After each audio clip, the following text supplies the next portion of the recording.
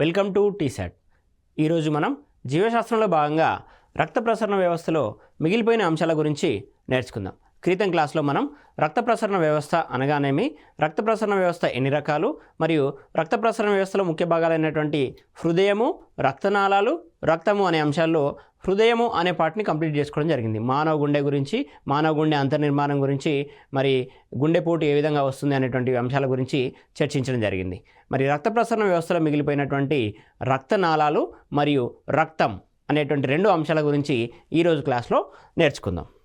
మనకి రక్త ప్రసరణ వ్యవస్థలో మనకి నెక్స్ట్ ఉన్నటువంటిది మనకి రక్తనాళాలు. ఈ రక్తనాళాలు అంటే ఏంటి అని అంటే, రక్తాన్ని సరఫరా చేసేటువంటి మన శరీరంలో ఉన్నటువంటి గొట్టాల వంటి నిర్మాణాలనే మనము రక్తనాళాలు అని పేర్కొనడం జరుగుతుంది.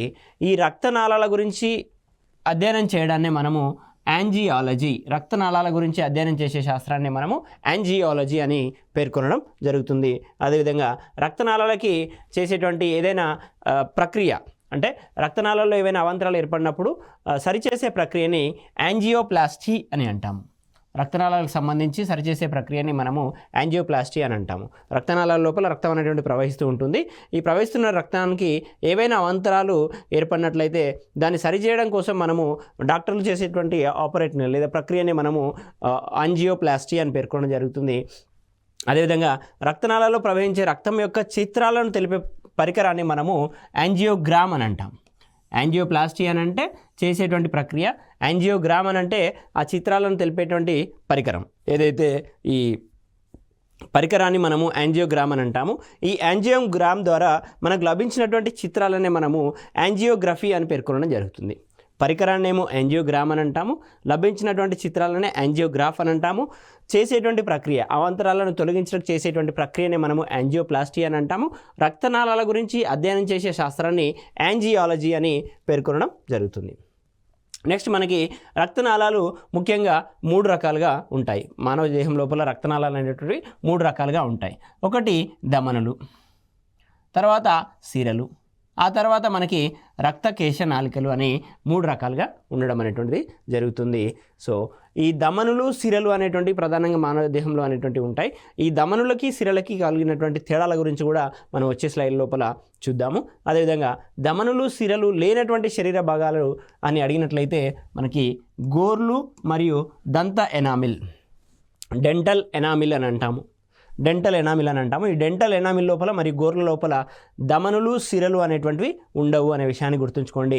సో మొత్తం రక్తనాళాల లోపల అతి పెద్దవి అని అడిగినట్లయితే మనకి ధమనులు అని అనుకుంటున్నాం. అంటే ఇప్పుడు మనకి మూడు రకాల రక్తనాళాలు అనేటువంటివి ఉన్నాయి: ధమనులు, సిరలు, రక్తకేశ నాళికలు. ఈ ధమనులు, సిరలు, రక్తకేశ నాళికల లోపల పరిమాణం లోపల పోల్చినప్పుడు ఈ ధమనులు అనేటువంటివి పెద్దవిగా ఉంటాయనే విషయాన్ని గుర్తుంచుకోండి. నెక్స్ట్ మనకు మొత్తం రక్తనాళాల్లోకెల్లా అతి చిన్నవి రక్తకేశ నాళికలు అని గుర్తుంచుకోండి. సో పరిమాణం విషయం లోపల ధమనులు అనేటివి పెద్దగా ఉంటే రక్తకేశ నాళికలు అనేటువంటివి చిన్నవి అనేటువంటి విషయాన్ని మనం గుర్తుంచుకోవాలి.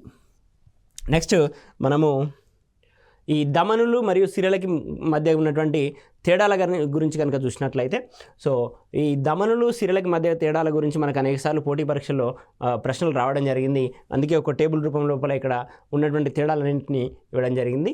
సో ఈ ధమనులు అనేటువంటివి శరీర భాగాలకి మంచి రక్తాన్ని సరఫరా చేస్తాయి. సిరలు అనేటువంటివి చెడు రక్తాన్ని సరఫరా చేస్తాయి. ఇక్కడ చూడండి, సింపుల్గా గుర్తుపెట్టుకోండి, ధమనుల లోపల మంచి రక్తం ప్రవహిస్తుంది, సిరల లోపల చెడు రక్తం అనేటువంటిది ప్రవహిస్తుంది. అంటే ఇప్పుడు చూడండి, గుండె నుంచి ఆక్సిజన్తో కూడినటువంటి రక్తం అనేటువంటిది శరీర భాగాలకి వెళ్తూ ఉంటుంది. అదేవిధంగా అక్కడ ఆక్సిజన్ని సంగ్రహించుకొని, శ్వాసక్రియలో భాగంగా ఆక్సిజన్ సంగ్రహించుకొని కార్బన్ డైఆక్సైడ్ మనకి రక్తంతో కలిసిపోవడం అనేటువంటి జరుగుతుంది.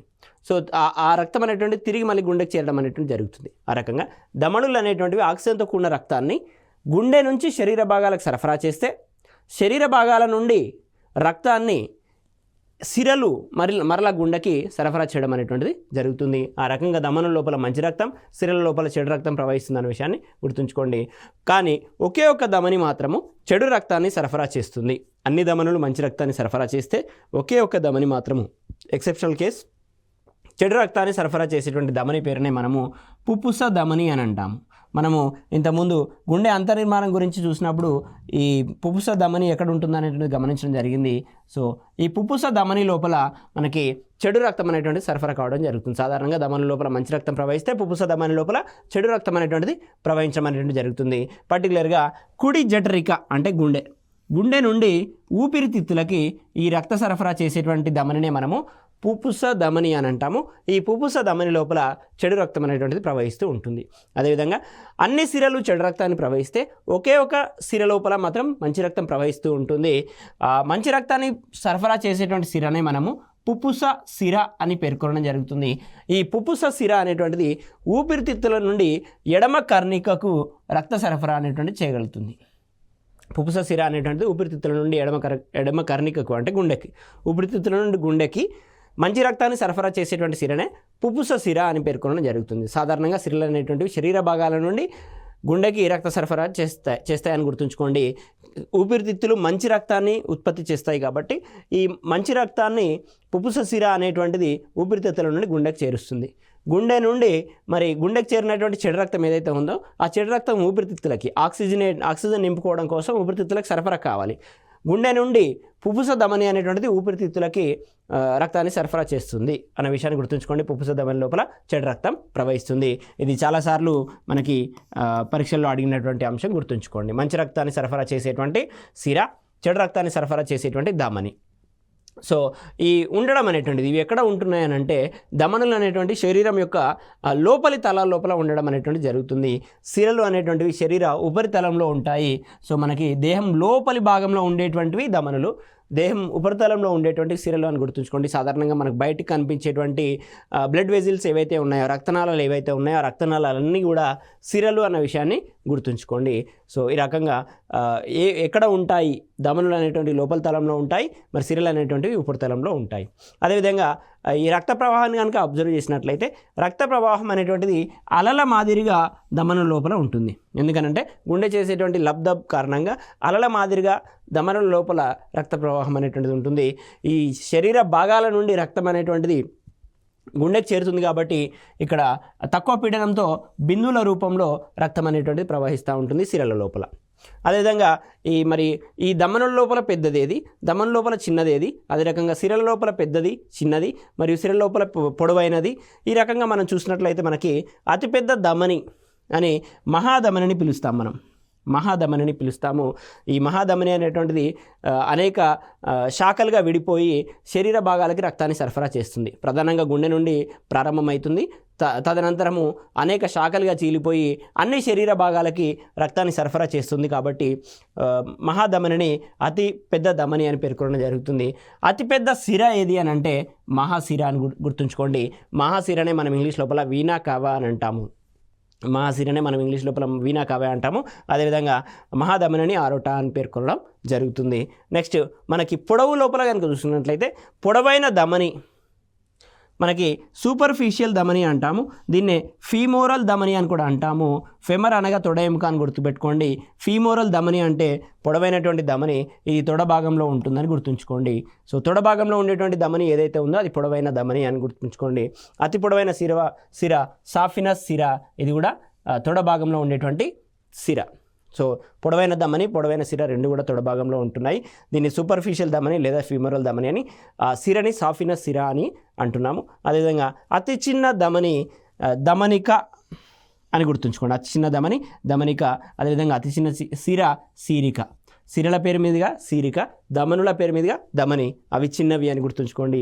అదేవిధంగా ఇరుకైన కుహరాన్ని కలిగి కవాట రహితంగా ఉంటాయి. అంటే ధమనుల లోపల కుహరం అనేటువంటిది ఇరుకుగా ఉంటుంది. ఏదైతే మధ్యన వ్యాసం అనేటువంటిది ఏదైతే ఉందో ఆ వ్యాసం అనేటువంటిది ఇరుకుగా ఉంటుంది. మరి వీటి లోపల ఏమైనా కవాటాలు ఉన్నాయా అని అంటే కవాట రహితంగా అని చెప్తున్నారు. కాబట్టి కవాటాలు అనేటువంటివి ధమనుల లోపల ఉండవు. గుండె నుంచి రక్తాన్ని శరీర భాగాలకు సరఫరా చేయాలి కాబట్టి ఎటువంటి కవాటాలు అనేటువంటివి లేకుండా సన్నని కుహరాన్ని కలిగి ఉంటాయి. ఈ సిరల లోపల మాత్రము విశాల కుహరం ఉంటూ కవాటాలు అనేటువంటివి ఉంటాయి. సిరలు అనేటువంటి శరీర భాగాల నుండి రక్తాన్ని గుండెకు సరఫరా చేస్తాయి. కావున రక్తం అనేటువంటిది వ్యతిరేక దిశలో ప్రవహించకుండా అధిక పీడనం ఉండదు, అల్పపీడనం ఉంటుంది. కాబట్టి తక్కువ పీడనం ఉన్నప్పుడు రక్తం అనేటువంటిది వెనుకకు ప్రవహించే అవకాశం ఉంటుంది. కాబట్టి ఆ ప్రవాహాన్ని నిరోధించడానికి సిరల లోపల మనకి కవాటాలు అనేటువంటివి ఉంటాయని గుర్తుంచుకోండి. కుహరం అనేటువంటిది కూడా విశాలంగా ఉంటుంది. దమన లోపల చిన్న కుహరం ఉంటే మనకు సిరల లోపల విశాల కుహరం అనేటువంటిది ఉంటుంది. సో ఇక్కడ పీడనం అనేటువంటిది అధిక పీడనం అనేటువంటిది ఉంటుంది. రక్తం అనేటువంటిది గుండె నుంచి శరీర భాగాలకు వెళ్తుంది. కాబట్టి గుండె చేసేటువంటి లబ్ధ సిస్టోల్ డయాస్టోల్ కారణంగా అధిక పీడనంతో దమనం లోపల రక్తం అనేటువంటి ప్రవహిస్తుంటుంది. ఇక్కడ అటువంటి ప్రెజర్ని క్రియేట్ చేసేటువంటిది ఏం లేదు, శరీర భాగాల నుండి గుండెకు రక్తం అనేటువంటిది వస్తుంది. కాబట్టి సిరల లోపల అల్ప పీడనంతో మనకి రక్తం అనేటువంటిది ప్రవహిస్తూ ఉంటుంది. సో ఇక్కడ రంగును కనుక చూసినట్లయితే ఇవి లేత ఎరుపు రంగులో ఉంటాయి, ఇవి ముదురు ఎరుపు రంగులో ఉంటాయి. సో రంగును చూసినట్లయితే దమనులు లేత ఎరుపు రంగులో, మరి సిరలు అనేటువంటివి ముదురు ఎరుపు రంగులో ఉంటాయి. సో మనకి ఉపరితలం లోపల సిరలు అనేటువంటివి ఉంటాయి, ఉపరితలంలో ముదురు ఎరుపు రంగులో కనపడేటువంటివి మనకి సిరలు. ఈ దమనులు కనుక చూసినట్లయితే లేత ఎరుపు రంగులో ఉంటాయి, ఇవి శరీరం యొక్క లోపలి భాగాల్లో ఉంటాయి. అదేవిధంగా చెడు రక్తాన్ని సరఫరా చేసే ధమని పుపుస ధమని, మంచి రక్తాన్ని సరఫరా చేసే సిర పుపుస సిర అని గుర్తుంచుకోండి. ఇవి ప్రధానంగా మనకి ధమనులు మరియు సిరల మధ్య కలిగినటువంటి తేడాలు. నెక్స్ట్ మనం చూద్దాము, ఇప్పుడు రక్త ప్రసరణ అనేటువంటిది ఎన్ని రకాలుగా ఉంటుంది. రక్త ప్రసరణ అనేటువంటిది ప్రధానంగా అన్ని జీవుల లోపల 2 రకాలుగా ఉండడం అనేటువంటి జరుగుతుంది. సంవృత లేదా బంధిత రక్త ప్రసరణ అని అంటాం. సంవృత లేదా బంధిత రక్త ప్రసరణ అని అంటాం. మరి ఈ సంవృత లేదా బంధిత రక్త ప్రసరణ వ్యవస్థ అంటే ఏంటి అని అంటే, రక్తం అనేటువంటిది మనకి రక్తనాళాల లోపల మాత్రమే ప్రవహిస్తే దాన్ని సంవృత లేదా బంధిత రక్త ప్రసరణ వ్యవస్థగా పేర్కొంటాము. అలా కాకుండా మరొక రకం మనకి వివృత లేదా స్వేచ్ఛాయుత రక్త ప్రసరణ వ్యవస్థ అనేటువంటిది ఉంది. ఈ వివృత లేదా స్వేచ్ఛాయుత రక్త ప్రసరణ వ్యవస్థ లోపల రక్తనాళాలు ఉండవు. రక్తం అనేటువంటిది గదుల వంటి నిర్మాణం లోపల ప్రవహిస్తూ ఉంటుంది. అందుకే దీన్ని స్వేచ్ఛాయుత రక్త ప్రసరణ వ్యవస్థ అని పేర్కొనడం జరిగింది. సమృద్ధ రక్త ప్రసరణ వ్యవస్థ, స్వేచ్ఛాయుత రక్త ప్రసరణ వ్యవస్థ. సమృద్ధ రక్త ప్రసరణ వ్యవస్థ లోపల రక్తనాళాలు ఉండి రక్తం అనేటువంటిది రక్తనాళాల్లో మాత్రమే ప్రవహిస్తూ ఉంటుంది. వివృత లేదా స్వేచ్ఛాయుత రక్త ప్రసరణ వ్యవస్థ లోపల రక్తనాళాలు లేకుండా రక్తం అనేటువంటిది గదుల లోపల ప్రవహిస్తూ ఉంటుంది. ఇది ప్రధానంగా మనకున్నటువంటి 2 రకాల రక్త ప్రసరణలు అనేక రకాల జీవుల్లో ఉంటాయి. నెక్స్ట్ మనం ఇప్పుడు గుండె గురించి అధ్యయనం అయిపోయింది, తర్వాత రక్తనాళాల గురించి చూసాము. ఇప్పుడు రక్తం గురించి అధ్యయనం చేస్తే మొత్తంగా మనకి రక్త ప్రసరణ వ్యవస్థ గురించి నేర్చుకున్నట్టుగా ఉంటుంది. నెక్స్ట్ మనము రక్తం గురించి చూద్దాం. రక్తం గురించిన అధ్యయనాన్ని మనము హెమటాలజీ అని పేర్కొంటాం. హెమాటోసైట్స్ అని అంటే మనకి రక్త కణాలు, ఆ పేరు మీదుగా హెమటాలజీ అనగా రక్తం గురించిన అధ్యయనాన్నే హెమటాలజీ అని అంటాము. సో ఇది ద్రవ రూపంలో ఉండి శరీరంలోని అన్ని భాగాలను కలుపును.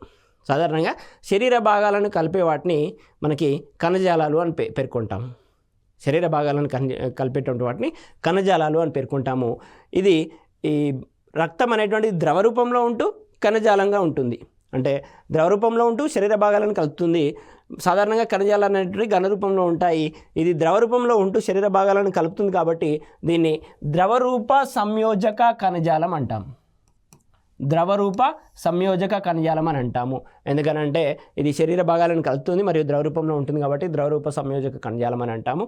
సాధారణంగా ఆరోగ్యవంతమైనటువంటి ప్రౌఢ మానవుని యొక్క సగటు రక్త పరిమాణం కనుక చూసుకున్నట్లయితే 5 నుండి 6 లీటర్లు, ఒక 5 నుండి 6 లీటర్ల వరకు ప్రతి ప్రౌఢ మానవుని యొక్క శరీరం లోపల మనకి 5 నుండి 6 లీటర్ల రక్తం అనేటువంటిది ఉంటుందనే విషయాన్ని గుర్తుంచుకోండి. దీని యొక్క pHని కనుక గమనించినట్లయితే, pH అని అంటే మనకి ఆమ్ల స్థితిని తెలియజేసేటువంటి ఇండికేటర్, ఇది 7.4గా ఉండడం అనేటువంటి జరుగుతుంది. pH లోపల మనకి 0 to 7 మరియు 7 to 14 అనేటువంటి సంఖ్యలు ఈ విధంగా ఉంటాయి. 0 to 7 ఉన్నట్లయితే దాన్ని మనం ఆమ్లమని, 7 to 14 ఉన్నట్లయితే క్షారం అని పేర్కొనడం జరుగుతుంది. ఇక్కడ 7 ఉన్నట్లయితే తటస్థంగా మనం చెప్పడం జరుగుతుంది, తటస్థ పదార్థంగా చెప్పడం జరుగుతుంది. ఇక్కడ రక్తం యొక్క pH అనేటువంటిది 7.4గా ఉంది. అంటే 7.4, 7 to 14 మధ్యలో ఉంటే క్షారం అని చెప్తాం కదా సాధారణంగా. 7 దాటి కొంచెమే ఉంది, కొంచెమే 7.4 ఉంది కాబట్టి కొద్దిగా క్షార స్థితి అని పేర్కొనడం జరుగుతుంది. రక్తం అనేటువంటిది ఆమ్ల స్థితిలో ఉంటుందా క్షార స్థితిలో ఉంటుందా అని అంటే కొద్దిగా క్షార స్థితిలో ఉంటుందని చెప్పాలి. ఎందుకంటే pH వాల్యూ అనేటువంటిది మనకి 7.4గా ఉంది. మరి రక్తం ఉత్పత్తిని అంటే రక్త కణాల ఉత్పత్తిని మనము హీమోపాయిసిస్ అనే పదంతో సూచిస్తాం. హీమోపాయిసిస్ అనగా రక్తం ఉత్పత్తి లేదా రక్త కణాల ఉత్పత్తి అని గుర్తుంచుకోండి. మరి సాధారణంగా మానవ రక్తం అనేటువంటిది ఎర్రగా ఉండడం అనేటువంటి జరుగుతుంది. ఈ ఎర్రగా ఉండడానికి కారణమైనటువంటి పిగ్మెంట్ని మనము హిమోగ్లోబిన్ అని పేర్కొంటాం. హిమోగ్లోబిన్ అనేటువంటిది వర్ణద్రవ్యం. ఈ వర్ణద్రవ్యం కారణంగానే రక్తం అనేటువంటిది ఎరుపు రంగులో ఉంటుంది. హిమోగ్లోబిన్ లోపల మనకి ఒక ఐరన్ పరమాణువుతో కూడినటువంటి పార్ఫిరిన్ రింగ్ అనేటువంటిది ఉంటుంది. ఒక ఐరన్ పరమాణువుతో కూడినటువంటి పార్ఫిరిన్ రింగ్ అనేటువంటిది హిమోగ్లోబిన్ని ఏర్పరచడం అనేటువంటి జరుగుతుంది. హిమోగ్లోబిన్ సాధారణంగా ఆక్సిజన్ని సరఫరా చేయడం లోపల మనకి కీలకమైనటువంటి పాత్రను పోషిస్తుంది. ఆక్సిజన్ ఎప్పుడైతే హిమోగ్లోబిన్తో కలిసిపోతుందో అప్పుడు హిమోగ్లోబిన్గా మారి ఆక్సిజన్ని సరఫరా చేయడం లోపల ప్రధాన పాత్రను పోషిస్తుంది. అదే శరీర భాగాల నుంచి మనకి కార్బన్ డైఆక్సైడ్ని గుండెకి చేర్చడం లోపల కార్బాక్సీ హిమోగ్లోబిన్గా ప్రధానమైనటువంటి పాత్రను పోషిస్తుంది. సో ఇది హిమోగ్లోబిన్ యొక్క పాత్ర రక్తం లోపల. ఎరుపు రంగుని ఆపాదించడమే కాకుండా ఆక్సిజన్ సరఫరా లోపల కూడా ఈ హిమోగ్లోబిన్ అనేటువంటిది ప్రధానమైన పాత్రను పోషిస్తుందని గుర్తుంచుకోండి. నెక్స్ట్ మనకి బొద్దింక లోపల మనకి రక్తం అనేటువంటిది తెలుపు రంగు లోపల ఉంటుంది. బొద్దింక లోపల రక్తం అనేటువంటిది తెలుపు రంగు లోపల ఉంటుంది. దీనికి గల కారణం ఏంటంటే బొద్దింక లోపల హిమోగ్లోబిన్ అనేటువంటిది ఉండదు. హిమోగ్లోబిన్ లేని కారణంగానే బొద్దింకలో ఉండేటువంటి రక్తం అనేటువంటిది సాధారణంగా తెలుపు రంగులో ఉంటుంది. హిమోగ్లోబిన్ అనేటువంటిది వర్ణద్రవ్యం. హిమోగ్లోబిన్ కారణంగానే మానవ రక్తం అనేటువంటిది ఎరుపు రంగులో ఉంటుంది. బొద్దింకలో హిమోగ్లోబిన్ ఉండదు కాబట్టి తెలుపు రక్తంలో ఉంటుందని గుర్తుంచుకోండి. నెక్స్ట్ నీలి వర్ణపు రక్తం గల జీవులు. కొన్ని జీవుల లోపల రక్తం అనేటువంటిది బ్లూ కలర్లో ఉంటుంది. ఆ రకమైన జీవులకి ఉదాహరణ నేను ఇక్కడ నత్త మరియు ఆల్చిప్ అని ఇవ్వడం జరిగింది. నత్త మరియు ఆల్చిప్ లోపల రక్తం అనేటువంటిది నీలి రంగులో ఉంటుంది. ఈ జీవుల యొక్క రక్తం అనేటువంటిది నీలి రంగులో ఉండడానికి గల కారణం ఏంటి అని అంటే ఆ జీవుల యొక్క రక్తంలో ఉండేటువంటి హీమోసైనిన్ అనేటువంటి వర్ణద్రవ్యం. హీమోసైనిన్ అనేటువంటి వర్ణద్రవ్యం. హీమోగ్లోబిన్ మరియు హీమోసైనిన్ అనేటువంటివి దాదాపు ఒకే రకమైనటువంటి నిర్మాణాన్ని కలిగి ఉంటాయి. కాకపోతే హీమోసైనిన్ అనేటువంటిది బ్లూ కలర్లో నీలివర్ణంలో ఉంటుంది. కావున ఈ హీమోసైనిన్ మరియు హీమోగ్లోబిన్లో ఉండేటువంటి ఐరన్ యొక్క ఆక్సీకరణ స్థితి ఆధారంగా ఎరుపు రంగు వస్తే హీమోసైనిన్లో కూడా ఐరన్ అనేటువంటిది ఉంటుంది, పార్ఫిరిన్ రింగ్ అనేటువంటిది ఉంటుంది. కానీ ఐరన్ యొక్క ఆక్సీకరణ స్థితి మారిన కారణంగా ఇక్కడ రంగు అనేటువంటిది మారడం జరుగుతుంది. ఆ రకంగా హీమోసైనిన్ లోపల ఐరన్ ప్రదర్శించే ఆక్సీకరణ స్థితి ఆధారంగా నీలివర్ణం అంటే బ్లూ కలర్ అనేటువంటి రావడం జరిగింది. ఆ జీవుల లోపల రక్తం కూడా బ్లూ కలర్లో ఉంటుందని గుర్తుంచుకోండి.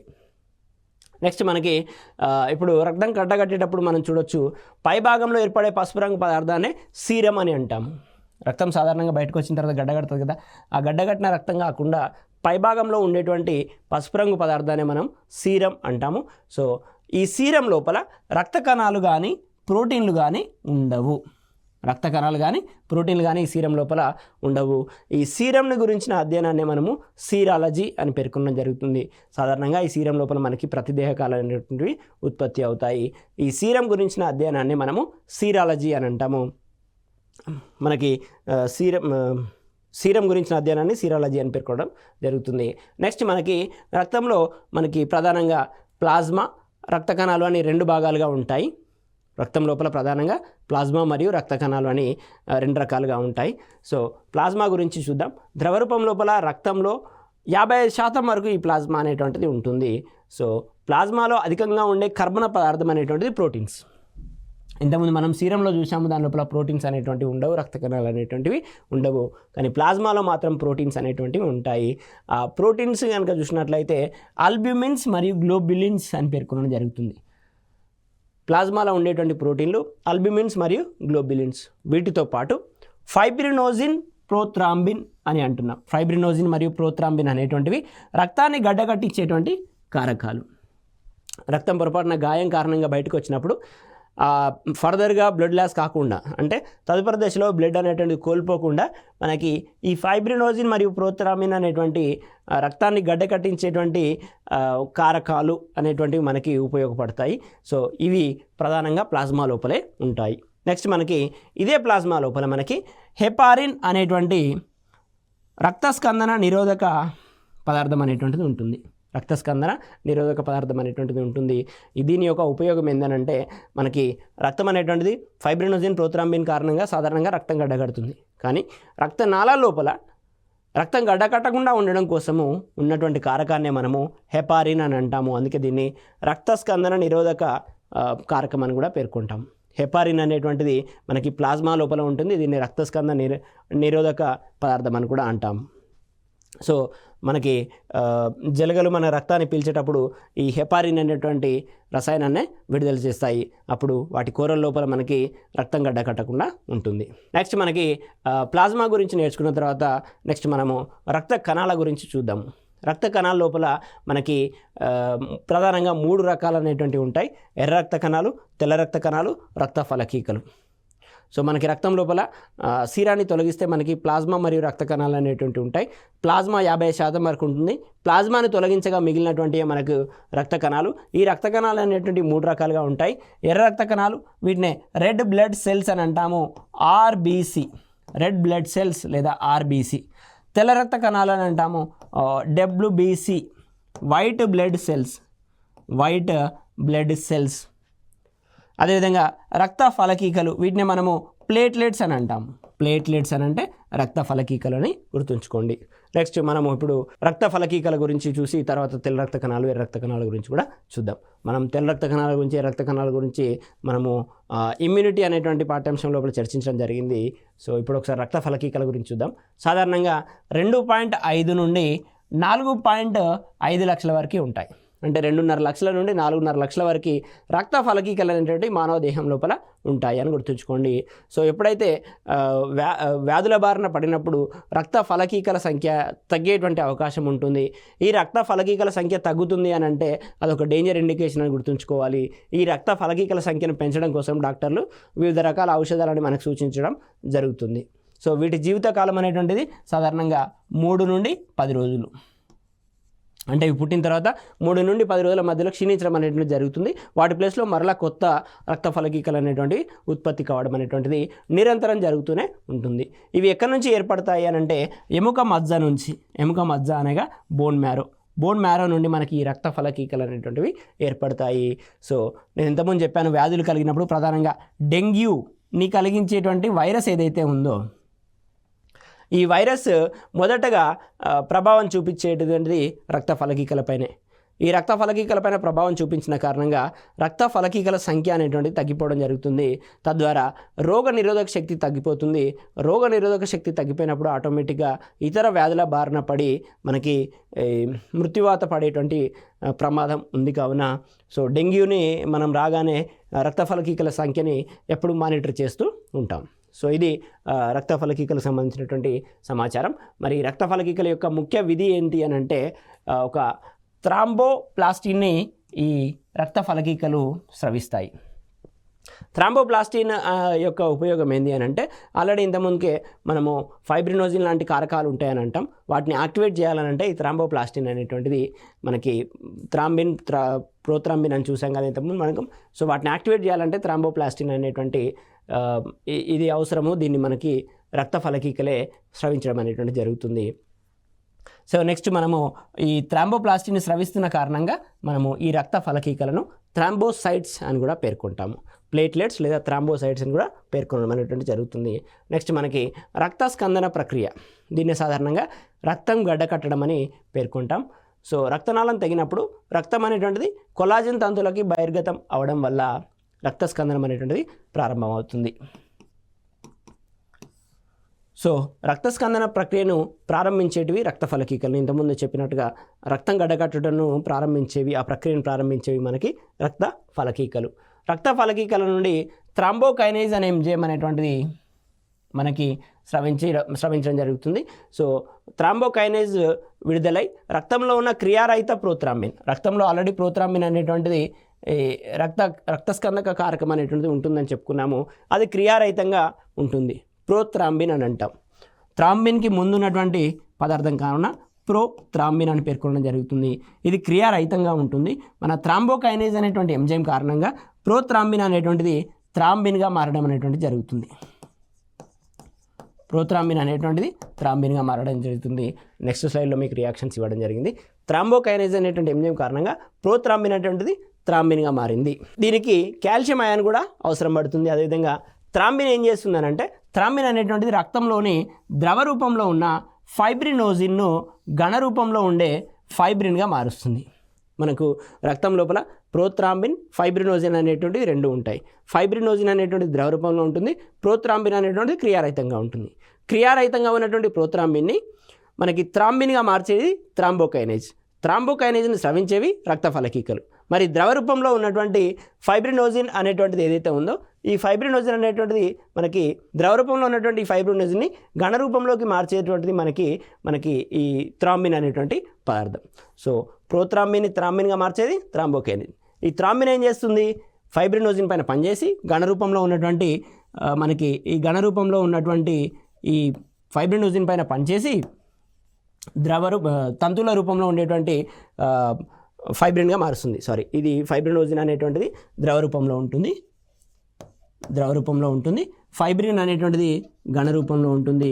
మనకి ఈ ఘన రూపంలో ఉన్నటువంటి ఫైబ్రినే తంతువుల రూపంలో గాయాన్ని మాన్పడం లోపల, రక్తం గడ్డకట్టుట లోపల ప్రధానమైనటువంటి పాత్రను పోషిస్తుంది. థ్రాంబోకైనేజ్ని రక్త ఫలకీకలు స్రవిస్తున్నాయి. సో ఆ రకంగా ప్రోత్రాంబిన్ నుండి థ్రాంబిన్ ఏర్పడుతుంది. థ్రాంబిన్ ఫైబ్రినోజిన్ పైన పనిచేసి దాన్ని ఘన రూపంలోకి మారుస్తుంది. సో ఫైబ్రిన్లో ఉండేటువంటి మనకి ఏదైతే ఫైబ్రిన్ తంతువులు ఉన్నాయో ఫైబ్రిన్లో ఉండేటువంటి బలహీన హైడ్రోజన్ బంధాలు అని అంటున్నాం. హైడ్రోజన్ బాండ్స్ అనేటువంటి వీక్ బాండ్స్ అని మనకి ఇంతకుముందే నేర్చుకున్నాము. సో కోవాలెంట్ బాండ్స్ అనేటువంటివి హైడ్రోజన్ బంధాలతో పోల్చినప్పుడు కొంచెం దృఢమైనటువంటి బంధాలు. సో ఫైబ్రిన్లో ఉండేటువంటి బలహీన హైడ్రోజన్ బంధాలను కారకం 13 దీన్నే ఫైబ్రిన్ స్టేబిలైజింగ్ కారకం. ఇంతకుముందు మనకి ఫైబ్రిన్ ఏర్పడింది కదా, ఇక్కడ ఫైబ్రిన్ ఏర్పడింది కదా, ఈ ఫైబ్రిన్ని స్టేబిలైజ్ చేయాలి. ఈ ఫైబ్రిన్ని స్టేబిలైజ్ చేయడం కోసం ఫైబ్రిన్ స్టేబిలైజింగ్ కారకం అనేటువంటిది ఉంటుంది. దీన్నే ఫ్యాక్టర్ 13 అని అంటాం, కారకం 13 అని అంటాం. ఈ ఫైబ్రిన్ స్టేబిలైజింగ్ కారకం అనేటువంటిది ఫైబ్రిన్లో ఉన్నటువంటి బలహీన హైడ్రోజన్ బంధాలను బలమైన సంయోజనీయ బంధాలుగా మారుస్తుంది. దీని ఫలితంగా దెబ్బతిన్న తలాలకి ఎప్పుడైతే గాయం అవుతుందో ఆ గాయమైనటువంటి తలాలకి ఈ ఫైబ్రిన్ తంతువులు అతుక్కొని ఇది ఒక గాయం అనుకున్నట్లయితే ఇక్కడ ఫైబ్రిన్ తంతు అనేటువంటిది ఈ రకంగా అతుక్కుంటుంది. ఈ ఫైబ్రిన్ తంతువులు ఈ రకంగా అతుక్కొని అవి సంకోచించి రక్తాన్ని గడ్డకట్టేలా చేస్తాయి. ఇది రక్తస్కందన ప్రక్రియకు సంబంధించినటువంటి పూర్తి సమాచారం. నెక్స్ట్ మనము రక్త వర్గాలు అనే అంశం గురించి చూద్దాం. ఈ రక్త వర్గాల్లో మొట్టమొదటిసారిగా మనకి ఏబిఓ అనేటువంటి 3 రక్త వర్గాలను గుర్తించిన శాస్త్రవేత్త కార్ల్ ల్యాండ్ స్టీనర్ అనేటువంటి శాస్త్రవేత్త మనకి రక్త వర్గాలని కనుగొనడం అనేటువంటి జరిగింది. అందుకే ఈ కార్ల్ ల్యాండ్ స్టీనర్ని మనము ఫాదర్ ఆఫ్ బ్లడ్ గ్రూప్స్ అని అంటాము. రక్త వర్గాల పితామహుడు అని పేర్కొనడం జరుగుతుంది కార్ల్ ల్యాండ్ స్టీనర్ని. ఈయన 3 రకాల ఏబిఓ అనేటువంటి 3 వర్గాలని గుర్తించడం జరిగింది. సో మనకు ఇంకొక రక్త వర్గమైనటువంటి ఏబిని గుర్తించినది స్టార్లీ మరియు డికాస్టిల్లా అనేటువంటి 2 శాస్త్రవేత్తలు మనం మిగిలిన రక్తవర్గమైన ఏబిని గుర్తించడం జరిగింది. సో మనకి సాధారణంగా ప్రపంచంలో అధికంగా ఉండే రక్తవర్గం ఏంటి అని అంటే ఓ పాజిటివ్, మరి అత్యల్పంగా ఉండేటువంటి రక్తవర్గం ఏంటి అని అంటే ఏబి నెగిటివ్. ఇవి 2 గుర్తుంచుకోండి. అత్యధికంగా ఓ పాజిటివ్ మరియు అత్యల్పంగా మనకి ప్రపంచం లోపల ఉండేటువంటి రక్తవర్గం ఏబి నెగిటివ్. సో రక్తాన్ని వర్గాలుగా వర్గీకరించడం కోసము ఏ అంశము ఆధారంగా మనము రక్తాన్ని వర్గాలుగా వర్గీకరించామనేటువంటి అంశాన్ని ఇప్పుడు ఒకసారి చూద్దాము.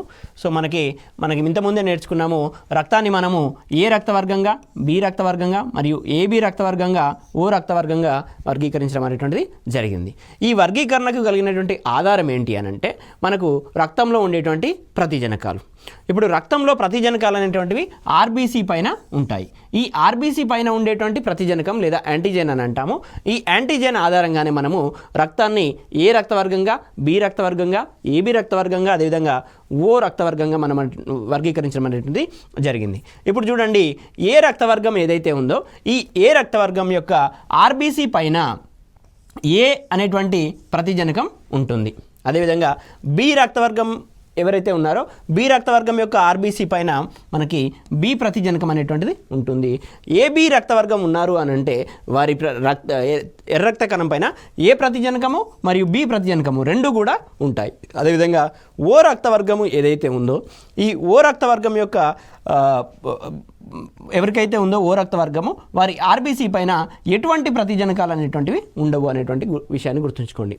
ప్రతిజనకాలు లేనటువంటి రక్తవర్గము ఓ రక్తవర్గము. రెండు ప్రతిజనకాలు ఏ మరియు బి ఉన్నటువంటి రక్తవర్గము ఏబి రక్తవర్గము. సో ఈ విషయాన్ని మనం అర్థం చేసుకుంటేనే నెక్స్ట్ మనకి విశ్వదాత అని ఏ రక్తవర్గాన్ని పిలుస్తారు, విశ్వగ్రహీత అని ఏ రక్తవర్గాన్ని పిలుస్తారు అనేటువంటి అంశం మనకి క్లియర్గా అర్థమవుతుంది. సో ఇది ప్రతిజనకాల గురించి. మరి ఇదే రక్తవర్గానికి సంబంధించినటువంటి ప్రజల లోపల మనకి ప్రతిరక్షకాలు ఏ విధంగా ఉంటాయి. సో ప్రతిరక్షకాలు అనేటువంటి రక్తంలోని ప్లాస్మాలో ఉంటాయి. ఈ రక్తంలోని ప్లాస్మాలో ఉన్నటువంటి ప్రతిరక్షకాలు అనేటువంటివి ఏ రక్తవర్గం వారి లోపల బి ప్రతిదేహం అనేటువంటిది, అదేవిధంగా బి రక్తవర్గం లోపల ఏ ప్రతిదేహం అనేటువంటిది ఉండడం జరుగుతుంది. నెక్స్ట్ ఏబి రక్తవర్గం లోపల ఎవరైతే ఉన్నారో ఏబి రక్తవర్గం వారి లోపల ప్రతిదేహాలు అనేటువంటివి ఉండవు. ఇక్కడ ఇంటూ మార్క్తో సూచించడం జరిగింది. ఇంటూ మార్క్ అనేటువంటి ప్రతిదేహాలు లేవు అనేటువంటి అంశాన్ని సూచిస్తుంది. ఓ రక్తవర్గం లోపల మనకి రెండు ప్రతిదేహాలు అనేటువంటివి ఉండడం జరుగుతుంది. ఏ ప్రతిదేహము మరియు బి ప్రతిదేహము రెండు కూడా ఉండడం అనేటువంటి జరుగుతుంది ఓ రక్తవర్గం వారి లోపల. ఈ రకంగా వివిధ రకాల రక్తవర్గాల లోపల మనకి ప్రతిజనకాలు ప్రతిదేహాలను గురించి చూడడం జరిగింది. ఇప్పుడు ఏ రక్తవర్గం వారిని విశ్వదాత అంటారు, ఏ రక్తవర్గం వారిని విశ్వగ్రహీత అంటారు, అందుగల కారణాలను చూద్దాం ఒకసారి. సో మనకి ప్రపంచంలోని ఏ రక్తవర్గానికైనా ఇచ్చే రక్తవర్గం అనేటువంటిది ఓ నెగిటివ్ అనేటువంటి విషయాన్ని గుర్తుంచుకోండి. సో మరి రక్తవర్గాల లోపల పాజిటివ్ మరి నెగిటివ్ అంటే ఏంటి, ఆ రకంగా పాజిటివ్ నెగిటివ్ ఎందుకు వస్తుందన్న విషయాన్ని మనం వచ్చే స్లైడ్ లోపల చూద్దాం. సో ఓ నెగిటివ్ రక్తవర్గం ఎవరైతే ఉన్నారో వారిని మనము విశ్వదాత అని అంటాము. అంటే వీరు ఏ రక్తవర్గానికైనా కూడా రక్తాన్ని ఇవ్వడం అనేటువంటిది జరుగుతుంది. వీరి లోపల ప్రతిజనకాలు అనేటువంటివి ఉండవు అనే విషయాన్ని గుర్తుంచుకోండి. కారణం వీరి లోపల ప్రతిజనకాలు లేకపోవడమే. ప్రతిజనకాలు లేవు కాబట్టి ఇది ఏ రక్తవర్గంతోనైనా కలిసిపోగలదు కాబట్టి సో వీరు ఓ రక్తవర్గం వారిని విశ్వదాత అని పేర్కొనడం జరుగుతుంది. విశ్వదాత అని ఓ రక్తవర్గం వారిని పేర్కొంటాం. నెక్స్ట్ మనము ఏ రక్తవర్గం నుండి అయినా కూడా రక్తాన్ని సేకరించేవారు ఏబీ పాజిటివ్ అన్న విషయాన్ని గుర్తుంచుకోండి. ఏబీ పాజిటివ్ అనేవారిని మనము విశ్వగ్రహీత అని పేర్కొంటాము. విశ్వగ్రహీత అని ఏబీ పాజిటివ్ని, మరి విశ్వదాత అని ఓ నెగిటివ్ని పేర్కొంటాము. కారణం వీరి లోపల ప్రతిరక్షకాలు అనేటువంటివి ఉండవు. ఏ ప్రతిజనకము బి ప్రతిజనకం రెండు ఉంటాయి, కానీ ప్రతిరక్షకాలు అనేటువంటివి ఏబీ పాజిటివ్ లోపల ఉండవు కాబట్టి వీరిని విశ్వగ్రహీతలోని పేర్కొనడం జరుగుతుంది. నెక్స్ట్ మనకి ఇంతకుముందు ప్రపంచం లోపల అత్యధికంగా ఉండే రక్తవర్గం, ప్రపంచం లోపల అత్యల్పంగా ఉండేటువంటి రక్తవర్గం గురించి చర్చించాము. ఇప్పుడు ఇండియాలో అధికంగా ఉండేటువంటి రక్తవర్గము బి పాజిటివ్ అని గుర్తుంచుకోండి. అదేవిధంగా తక్కువగా ఉండేటువంటి రక్తవర్గము ఓ నెగిటివ్. సో ఇది ఇండియా విషయానికి వచ్చినటువంటి సంబంధించిన సమాచారం. సో ఒక వ్యక్తి నుండి రక్తాన్ని ధమని నుండి తీసి మరొక వ్యక్తి సిరకు ఎక్కించడాన్ని రక్త ప్రవేశనం అని అంటాము. దీన్ని ఇంగ్లీష్ లోపల బ్లడ్ ట్రాన్స్ఫ్యూషన్ అని అంటాం. రక్త మార్పిడి అని కూడా పేర్కొంటాము. అంటే మీరు ఇక్కడ గమనించాల్సిన విషయం ఏంటంటే మనం రక్తదానం చేసేటప్పుడు మనలోని ధమని నుండి రక్తాన్ని సేకరిస్తారు. ధమని నుండి రక్తాన్ని సేకరిస్తారు. అదేవిధంగా ఒక వ్యక్తికి రక్తాన్ని ఎక్కించేటప్పుడు చూడండి, సిరకు ఈ రక్తాన్ని ఎక్కించడం అనేటువంటి జరుగుతుంది. తీసేటప్పుడేమో ధమని నుండి తీస్తారు, ఎక్కించేటప్పుడేమో సిరకు ఎక్కించడం అనేటువంటి జరుగుతుంది. ఈ మొత్తం ప్రక్రియని మనం రక్త ప్రవేశనం అని అంటాము. ఇంగ్లీష్ లోపల బ్లడ్ ట్రాన్స్ఫ్యూషన్ అని అంటాము. అది రక్తం ఎక్కించడం అని మనం సాధారణంగా అంటాం కదా, రక్త ప్రవేశనము లేదా బ్లడ్ ట్రాన్స్ఫ్యూషన్ అని పేర్కొనడం అనేటువంటిది జరుగుతుంది. సో ఈ రకంగా బ్లడ్ ట్రాన్స్ఫ్యూషన్ చేసినప్పుడు, రక్త ప్రవేశనం చేసినప్పుడు మనకి రక్తవర్గాలు అనేటువంటి సరిపోలేదు అనుకోండి, పొరపాటున ఏ రక్తవర్గం వారికి బి రక్తవర్గం వారిని ఎక్కించినప్పుడు మనకి బి లోపల ఉన్నటువంటి ప్రతిజనకాల కారణంగా రక్త కణాలు అనేటువంటి గుంపుగా ఏర్పడడం అనేటువంటి జరుగుతుంది.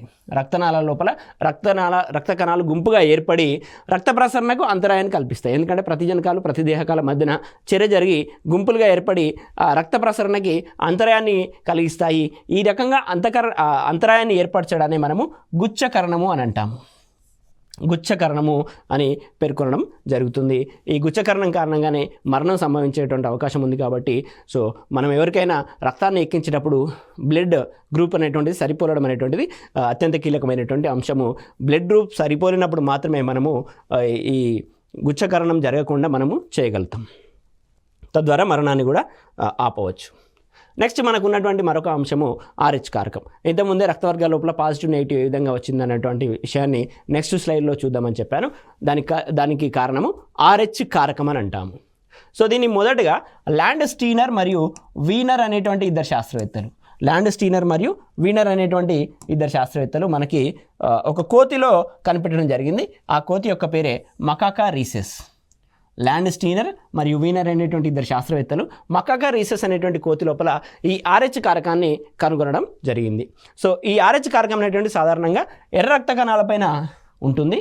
ఒకవేళ ఉంటే, అంటే సాధారణంగా అందరి లోపల ఉండాల్సిన అవసరం లేదు, ఉండవచ్చు, ఉండకపోవచ్చు. సాధారణంగా ఉంటే ఎర్ర రక్త కణాలపైన ఉంటుంది. మనకు తెలుసు ప్రతిజనకం అనేటువంటిది కూడా ఎర్ర రక్త కణాలపైన ఉంటుంది. ప్రతిజనకంతో పాటుగా ఈ RH కారకం కూడా ఎర్ర రక్త కణాలపైన ఉంటుంది. కానీ అందరి లోపల ఉండవచ్చు, ఉండకపోవచ్చు. ఎవరికైతే ఈ RH కారకం ఉంటుందో, ఈ RH కారకం ఎవరి లోపల అయితే ఉంటుందో వారిని మనము పాజిటివ్గా పేర్కొనడం అనేటువంటిది జరుగుతుంది. ఎవరి లోపల ఈ RH కారకం అనేటువంటిది ఉండదో వారిని మనము నెగిటివ్గా పేర్కొనడం అనేటువంటిది జరుగుతుంది. సో ఇప్పుడు బి గ్రూపులు ఉంటూ, బి ప్రతిజనకం ఉంటూ బి లోపల RH కారకం ఉన్నట్లయితే బి పాజిటివ్ అని పేర్కొంటాం.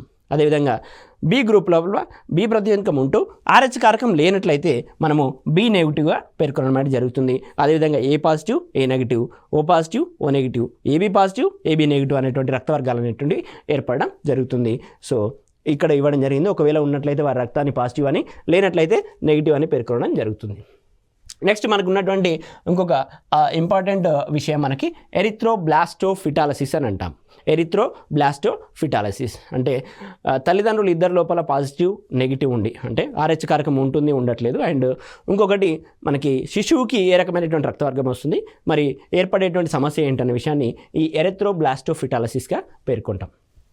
RH నెగిటివ్ తల్లికి, అంటే తల్లికి నెగిటివ్ ఉంది, తల్లి లోపల ఈ RH కారకం అనేటువంటిది లేదు. కానీ తండ్రి లోపల RH పాజిటివ్, తండ్రి లోపల RH పాజిటివ్, తండ్రి లోపల RH పాజిటివ్ అంటే RH కారకం అనేటువంటిది ఉంటుంది.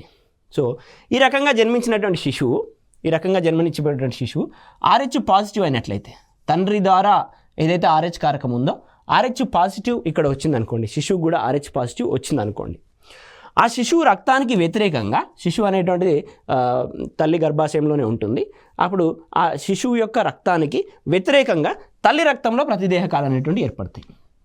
చూడండి, ఇక్కడ బిడ్డ రక్తానికి వ్యతిరేకంగా తల్లి రక్తం లోపల ప్రతిదేహకాలు అనేటువంటి ఏర్పడతాయి. ఆ రకంగా ఏర్పడేటువంటి ప్రతిదేహకాలు ఈ రక్తాన్ని మనకి నశింపజేసేటువంటి అవకాశం ఉంటుంది. కావున బిడ్డకు ప్రమాదం సంభవించవచ్చు. సో ఈ రకంగా ఈ పాజిటివ్కి వ్యతిరేకంగా ప్రతిదేహకాలు అనేటువంటి ఏర్పడుతున్నాయి కాబట్టి బిడ్డకు మరణం సంభవించవచ్చు. కానీ ఇక్కడ జరిగేటువంటి ఈ విషయం ఏంటి అని అంటే, ప్రతిదేహకాలు ఉత్పత్తి అయ్యే సమయానికే శిశుజనం అనేటువంటిది జరిగిపోతుంది. సాధారణంగా శిశుజనం అనేటువంటి జరిగిపోతుంది. కావున ప్రమాదం అనేటువంటిది ఉండదు.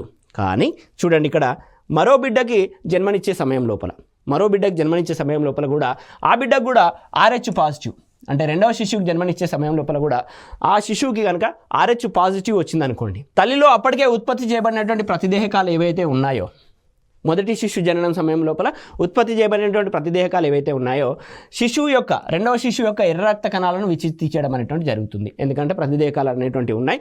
ఈ రెండవ శిశువు లోపల కూడా RH పాజిటివ్ కనుక వచ్చినట్లయితే రెండవ శిశువు యొక్క ఎర్ర రక్త కణాలను విచ్ఛిత్తి చేయడం కారణంగా ఈ శిశువు మరణించడం అనేటువంటి జరుగుతుంది.